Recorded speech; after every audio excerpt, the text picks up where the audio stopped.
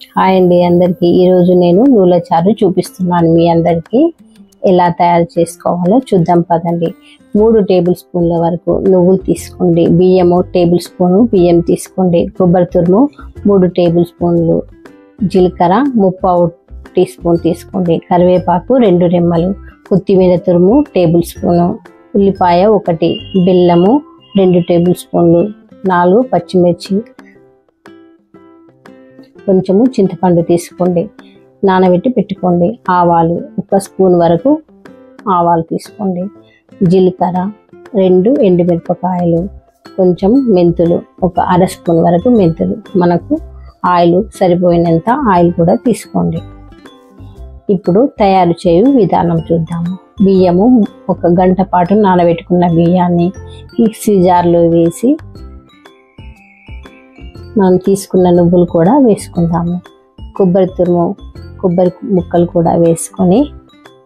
మెత్తగా మిక్సీ పట్టుకొని పేస్ట్ చేసుకోవాలి ఒక బాండీ పెట్టి దాంట్లో మనము వేడయ్యాక ఆయిల్ పోసుకుందాము ఒక 2 స్పూన్ల వరకు ఆయిల్ వేసుకొని జీలకర్ర ఆవాలు మెంతులు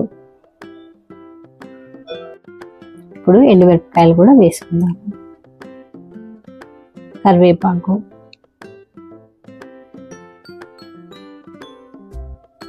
అన్ని మొత్తాన్ని మంచిగా దోరగా వేయించుకోవాలి ఇప్పుడు మనం తీసి పెట్టుకున్న ఉల్లిగడ్డను కూడా వేసుకుందాము అది కూడా దోరగా వేగాక 4 పచ్చిమిర్చి చిన్న ముక్కలుగా చేసి వేసుకోవాలి ఉల్లిగడ్డ వేగే వరకు దోరగా వేయిస్తూ ఉండాలి దోరగా వేగిపోయాయి కదా కొంచెం పసుపు వేసుకుందాము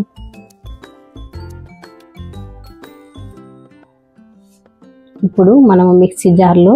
పట్టి పెట్టుకున్న బియ్యము నువ్వులు కొబ్బరి అవన్నీ మిక్సీ పట్టుకున్నాం కదా వేసుకొని దోరగా వేయించుకోవాలి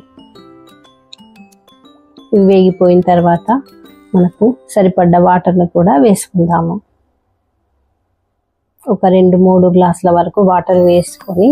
మంచిగా మరిగించుకోవాలి దీంట్లోనే మనము ఉప్పు కూడా వేసుకుందాము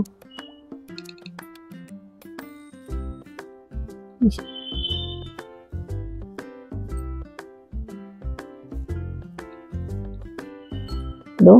మంచిగా మరిగిపోయింది కదా దీంట్లోనే చింతపండు గుజ్జు వేసుకుందాము బెల్లం కూడా వేసుకోవాలి